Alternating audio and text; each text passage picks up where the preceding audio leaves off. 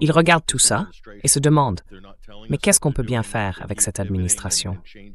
On ne sait même pas ce qu'ils font. Ils changent de cap sans arrêt, littéralement d'un jour à l'autre. Je pense que la pression commence enfin à se faire sentir.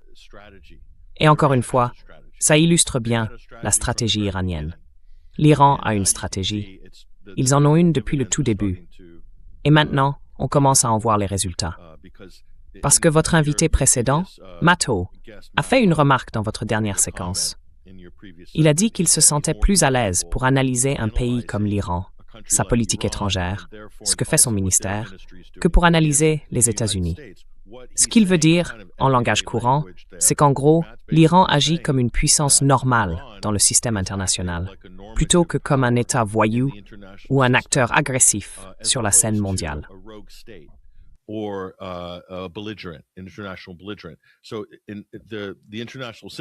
Le système international que nous avons conçu, celui que les États-Unis ont dirigé après la Seconde Guerre mondiale, favorise les puissances dites normatives. Tous les systèmes, tous les accords, tous les mécanismes, qu'ils soient financiers, politiques, commerciaux et ainsi de suite, favorisent ces puissances normatives. Donc, ils favorisent la Chine. La Chine a travaillé à l'intérieur de notre propre système pour se construire en une puissance mondiale. De la même façon, les États-Unis ont eux aussi utilisé ce système pour maintenir leur domination pendant très longtemps. Et là, tout d'un coup, tout semble se désagréger à une vitesse incroyable. Je n'ai jamais vu une telle dégradation des règles internationales que ce qu'on a observé ces 18 derniers mois. Et tu sais, c'est assez ironique, Patrick.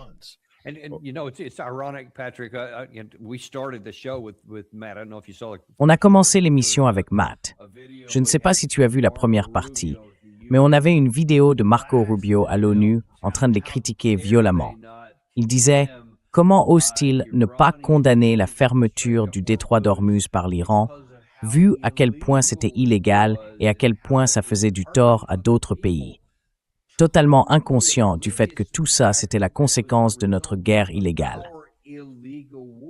Il est littéralement passé à côté, comme si ça n'avait jamais existé. Et ensuite, on tombe sur des déclarations comme celle-ci. C'est un extrait d'une version imprimée de Fox News aujourd'hui, où Hugh Hewitt a écrit quelques lignes.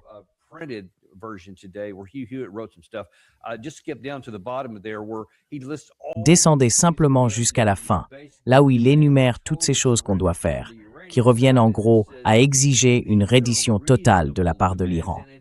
Et il dit que ce sont des demandes raisonnables et que les fanatiques en Iran sont irrationnels. Et moi, je me dis, ça passe très bien ici, surtout auprès de la base du président Trump. Mais comment c'est perçu, pas seulement en Iran, ça on le sait, mais aussi par nos alliés au Moyen-Orient? Je veux dire, comment tout ça s'additionne au final?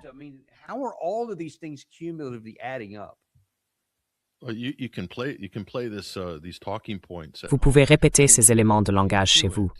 Je veux dire, Hugh Hewitt, il incarne parfaitement ce type de conservateur rhino, ou centriste, conservateur de l'establishment, pro-sioniste, pro-Israël jusqu'au bout, typique de Salem Media et de tout ce milieu-là. Mais en réalité, il lit mot pour mot les notes de communication de l'AIPAC. C'est exactement ce qu'il fait. Et ils font tous pareil. Vous voyez ces éléments de langage revenir sans arrêt. Rubio, Waltz, même leurs relais, comme Hugh Hewitt, tous les membres du cabinet, Pete Hegseth et les autres. Ils répètent toujours le même discours, le même message.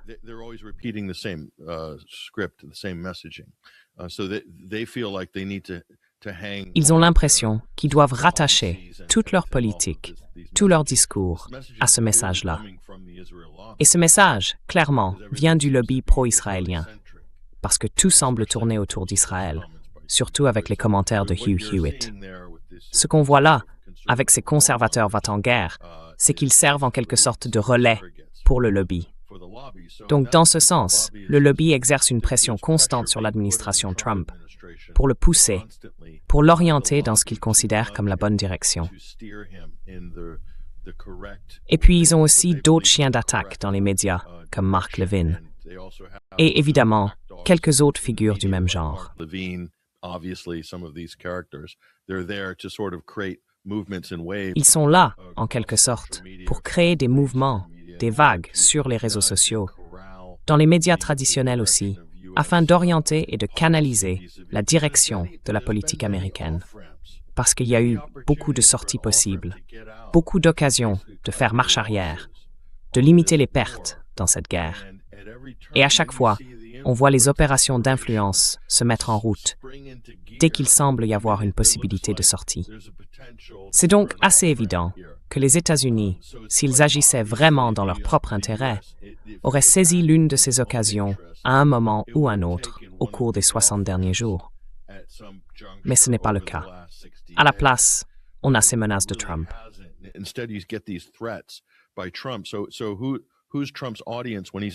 Alors, à qui Trump s'adresse-t-il quand il fait ce genre de déclaration du type « Oui, on suspend l'opération Freedom, mais le blocus reste en place et on va bombarder ». D'où tout ça vient-il? Trump est toujours sous pression. Il doit sans cesse composer avec le lobby israélien, mais aussi avec le peuple américain. Et il en est très conscient.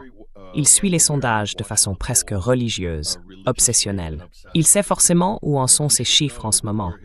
Ils sont au plus bas, pas seulement pour lui, mais pour n'importe quel président américain. En gros, il est dans la même zone que Biden en termes de popularité. Et je pense que ça joue beaucoup sur lui.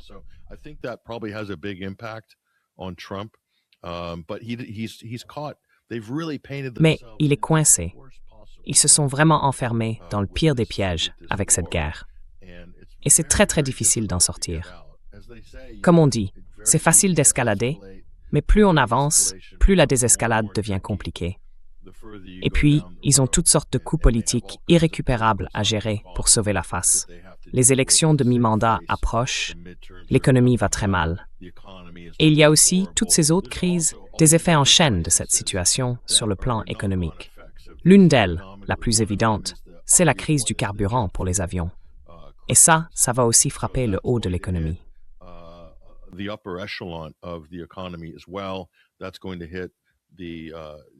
Ça va toucher sa vraie base. La vraie base de Trump, à ce stade, ce n'est plus le peuple américain. Ce n'est pas la Rust Belt. Ce n'est pas la classe ouvrière du Michigan, du Wisconsin ou de l'Ohio. Non, sa base réelle aujourd'hui, c'est Wall Street, les grandes compagnies pétrolières et gazières, l'industrie du fracking, l'oligarchie, les géants de la tech, de l'intelligence artificielle et le lobby pro-israélien. En gros, c'est ça, la base de Trump, avec certains éléments des grands médias.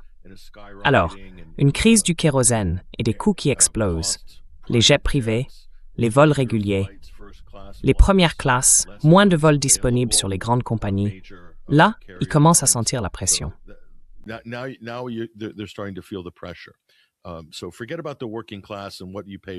Alors, oubliez la classe ouvrière et ce que vous payez pour un gallon d'essence. Lui, il a déjà tiré un trait dessus en disant « Arrêtez de vous plaindre du prix de l'essence, ça en vaut la peine. » En fait, il a déjà eu son moment panier de déplorables, comme Hillary Clinton à l'époque, en jetant toute la classe ouvrière et une bonne partie de l'Amérique moyenne sous le bus. Qu'il se débrouille. Il l'a fait. Mais la vraie pression maintenant, elle vient de sa base restante. Et sa base restante, c'est l'argent. Le gros argent. Ce sont tous ces secteurs de l'économie, des affaires et de l'industrie dont je viens de parler.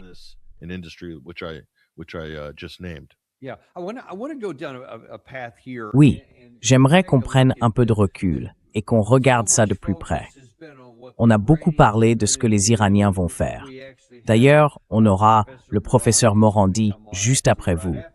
Et on va entendre directement depuis Téhéran ce que le gouvernement iranien pense vraiment et quelle est sa position sur tout ça. Mais moi, je veux qu'on s'intéresse à un aspect dont on parle beaucoup moins, en tout cas pas dans les grands médias. Et je pense que, pour des raisons évidentes, ils ne sont pas très à l'aise quand il s'agit d'évoquer le lien avec Israël.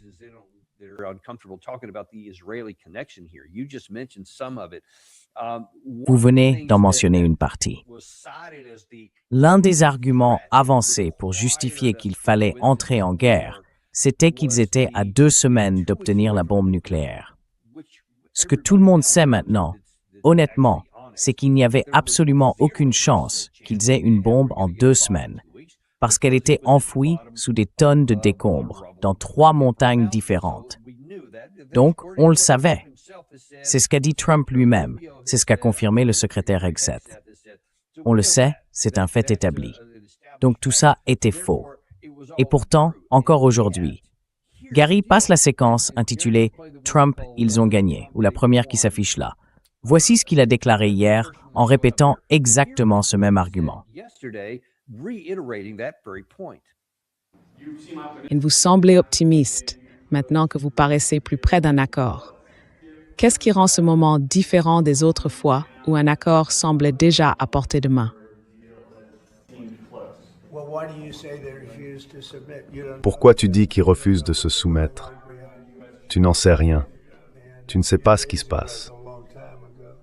Et il y a quelques jours, enfin dans le monde de la guerre, c'est déjà vieux. Il y a quelques jours donc. Non, ils veulent vraiment conclure un accord, et on verra si on y arrive. Si on y arrive, ils ne peuvent pas avoir d'armes nucléaires. C'est très simple. Mais qu'est-ce que ça veut dire, ne pas se soumettre? Ils avaient une marine avec 159 navires, et maintenant chaque navire a été détruit, réduit en morceaux au fond de l'eau. Ils avaient une force aérienne, beaucoup d'avions, et ils n'en ont plus. Ils n'ont plus de défense antiaérienne, ils n'ont plus de radar. Leurs missiles sont presque tous anéantis.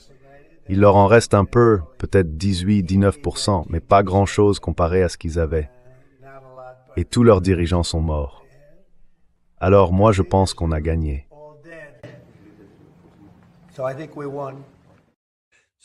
Vous l'avez entendu dire, au milieu de tout ça, qu'ils ne peuvent pas avoir d'armes nucléaires.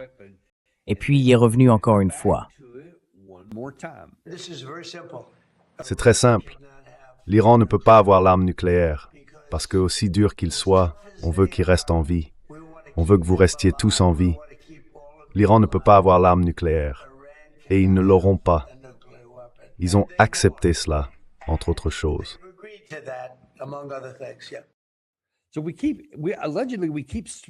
Donc on est censé continuer à s'en occuper. L'opération Midnight Hammer, l'année dernière, a déjà fait tout ça ici, et pourtant ça semble revenir sans arrêt. Je vais vous montrer 2 ou 3 choses qui, à mon avis, expliquent peut-être pourquoi. Celle-ci vient de la presse israélienne, il y a quelques jours, dans le Jerusalem Post. Ils disent que, pendant que tout le monde comprend mal le rapport des services de renseignement américains sur la menace nucléaire iranienne, les États-Unis peuvent se demander si les guerres de 2025 et 2026 valaient vraiment les sacrifices. Mais du point de vue israélien, elles en valaient clairement la peine. Et il y a 2 points. Celui du Jerusalem Post, je vais commencer par lui.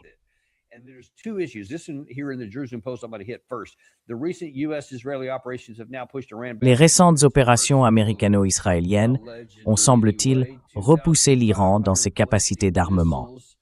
On parle d'un recul, au moins selon certaines sources, d'environ 2500 missiles balistiques, et d'un plan initial qui devait lui permettre d'en produire entre 3700 et 4300 de plus en 6 mois, puis entre 4900 et 6100 en 1 an. Aujourd'hui, il ne lui en resterait que quelques centaines, jusqu'à un maximum d'1 millier, avec plusieurs années de retard sur ses objectifs. Et puis, dans le Times of Israel, ils sont revenus sur la question nucléaire. Ils ont expliqué que, selon les estimations du renseignement américain, le temps nécessaire à l'Iran pour fabriquer une arme nucléaire n'a pas changé depuis l'été dernier. À ce moment-là, un analyste avait estimé que l'attaque américano-israélienne avait repoussé ce délai jusqu'à 1 an, d'après les sources citées.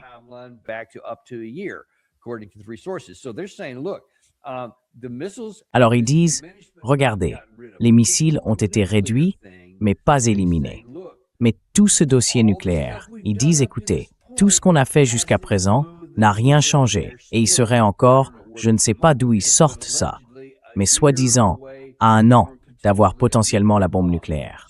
Donc ils veulent continuer, aller plus loin. T'as pas entendu hier, Trump a encore dit que tout ça, c'était à propos du nucléaire, alors que selon lui, c'est déjà réglé.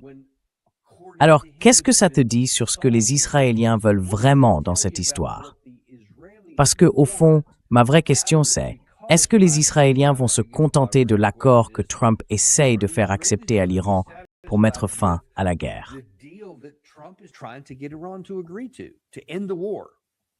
No, clearly Israel's not interested in any kind of a deal, much less any of the interests of the Iranian state.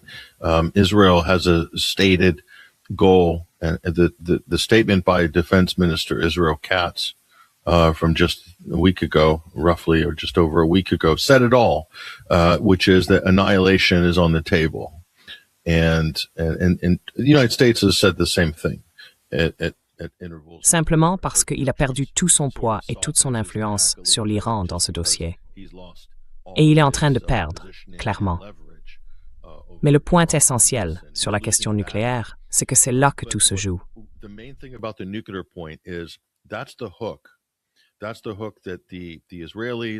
C'est là-dessus que les Israéliens, les faucons de guerre à Washington, les néoconservateurs, appelez-les comme vous voulez, ont décidé de tout faire reposer, toute cette guerre désastreuse.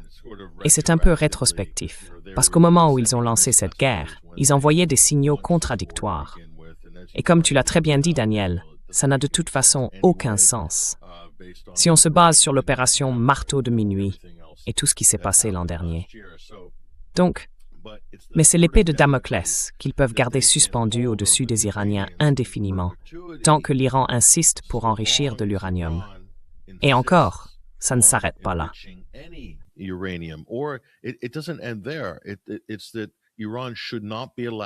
C'est que l'Iran ne devrait pas être autorisé à avoir un programme nucléaire civil.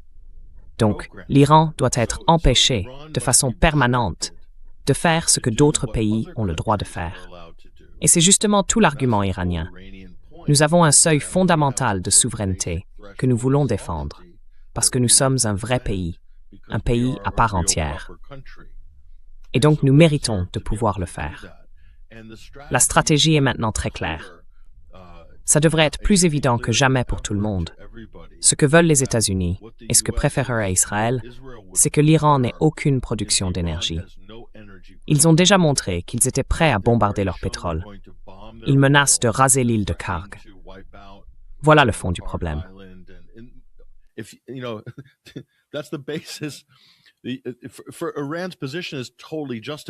La position de l'Iran est tout à fait justifiée, ne serait-ce qu'en se basant sur les menaces d'anéantissement, sur les attaques répétées contre son énergie, ses infrastructures, son réseau électrique et tout le reste, mené par la puissance militaire la plus forte du monde, qui a d'ailleurs déjà commencé ses opérations. Alors, si l'Iran n'a pas le droit d'avoir une production d'énergie nucléaire civile, ni tout ce qui en découle, comme les différentes industries qui en dépendent, les isotopes médicaux par exemple, qui ont toujours été une source importante de revenus pour le pays à l'international, et d'autres activités encore. Si tout cela leur est interdit, cela veut dire que les États-Unis et Israël se réservent pour toujours le droit de frapper leur capacité de production et de stockage de pétrole et de gaz naturel. Ils ont d'ailleurs frappé leurs installations de stockage à Téhéran il y a 2 mois.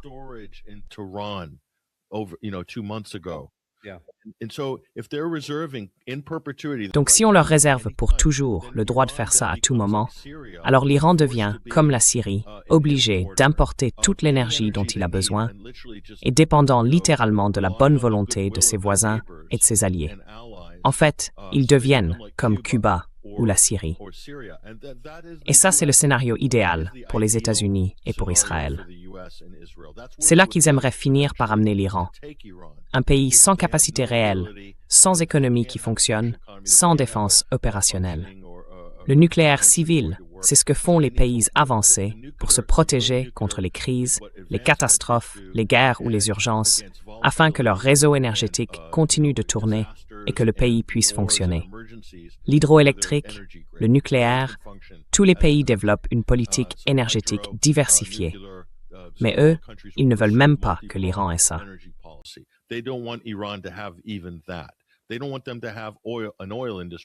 Ils ne veulent pas qu'ils aient une industrie pétrolière. Si les États-Unis ne peuvent pas avoir le pétrole, alors ils veulent le détruire. Si les États-Unis ne peuvent pas avoir le gaz, ils veulent le détruire ou le retirer du marché, comme ils ont essayé de le faire avec les sanctions. Donc, on ne peut pas sanctionner un programme nucléaire civil parce que toute l'énergie est produite et distribuée à l'intérieur du pays. Alors que fait-on? On le bombarde, on le détruit, on rase le pays. C'est ça la réalité. C'est un argument fallacieux. N'importe qui, avec un minimum de bon sens, sait que l'Iran ne cherche pas à se doter de l'arme nucléaire. Mais les Israéliens et la Maison-Blanche pensent qu'il y a assez de gens crédules pour les croire. Et j'inclus d'ailleurs toute la direction européenne dans cette catégorie.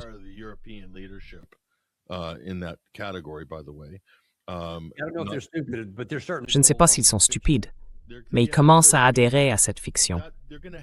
Oui, donc en gros, ils vont tout miser là-dessus. Et Joe Kent, je vais l'appeler un lanceur d'alerte parce que c'en est un.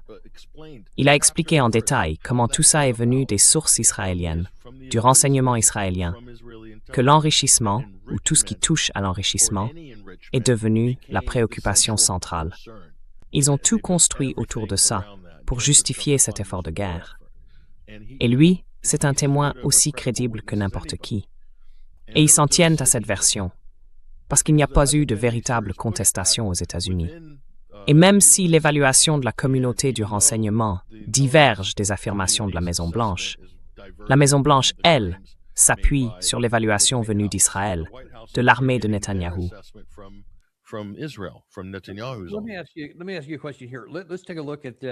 Laissez-moi vous poser une question. Regardons ça ensemble. C'est un article du Wall Street Journal, publié aujourd'hui. Apparemment, voilà ce que les États-Unis essaient d'obtenir en ce moment. Washington dit qu'il lui faut une attestation de l'Iran, confirmant qu'il ne cherchera pas à se doter de l'arme nucléaire. L'Iran l'a déjà donné, il l'a toujours donné. Mais enfin. Ensuite, ils veulent le démantèlement des sites de Fordow, de Natanz et d'Ispahan, une interdiction des activités nucléaires souterraines, des inspections à la demande et un moratoire de 20 ans. L'Iran devrait aussi rouvrir le détroit d'Ormuz. En échange, les États-Unis assoupliraient leur blocus. L'allègement des sanctions américaines serait alors lié aux résultats de l'Iran, pas simplement à la signature d'un accord. Et puis, M. Trump a déclaré que s'il refusait, les bombardements commenceraient. Parmi toutes ces conditions, selon vous, lesquelles servent les intérêts américains et lesquelles relèvent surtout des intérêts israéliens?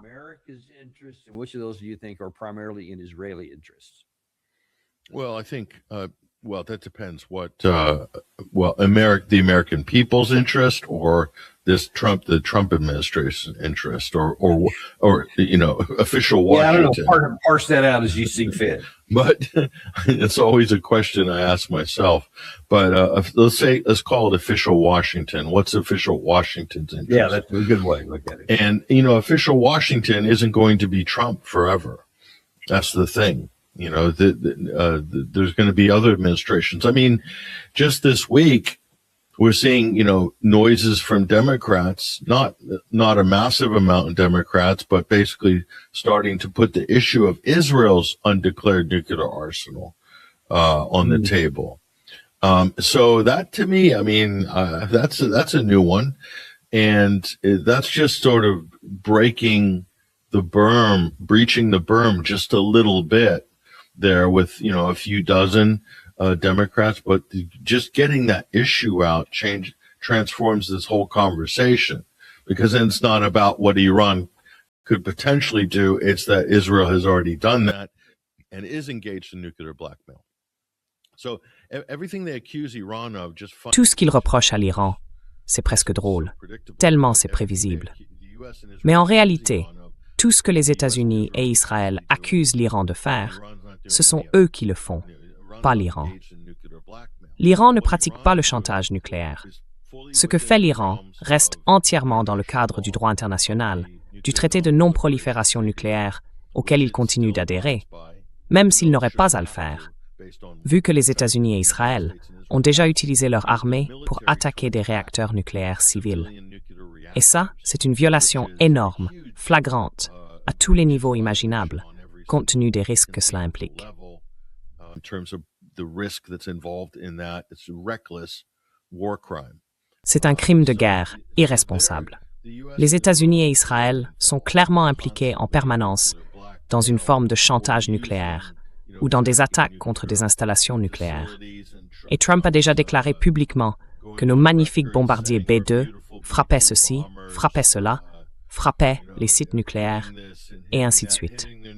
Franchement, à un moment donné, je pense que le monde va devoir se détacher de tout ce discours, Raymond, et il commence déjà à le faire, parce que les États-Unis n'ont en réalité plus de levier. Tout ce que vous avez mentionné, ces conditions du type « s'ils ne respectent pas ceci, cela ou autre chose, les bombardements reprendront », eh bien, pourquoi les bombardements n'ont-ils pas déjà repris?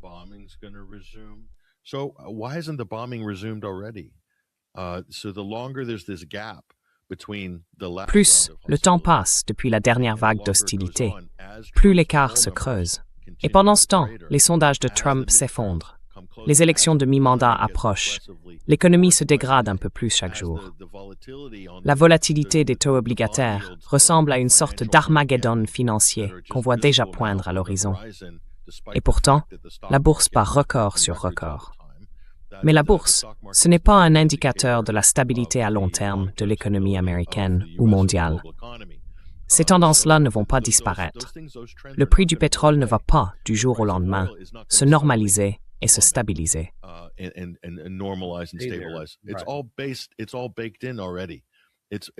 Tout est déjà joué. Tout est verrouillé pour le reste de l'année, sans parler des autres pénuries, d'engrais, d'hélium, dans l'industrie des semi-conducteurs, ou encore des chaînes d'approvisionnement qui sont étouffées. Tout ça va durer jusqu'à la fin de l'année. Et de toute façon, ça ira droit jusqu'aux élections de mi-mandat. On n'échappera pas à la force gravitationnelle de la crise économique qui arrive, et la responsabilité de tout ça leur revient entièrement. On peut toujours essayer de blâmer les Iraniens, mais on revient toujours au même point, celui que personne ne veut reconnaître dans aucune de ces auditions, ni Hegseth, ni personne d'autre, c'est que les États-Unis ont commencé la guerre.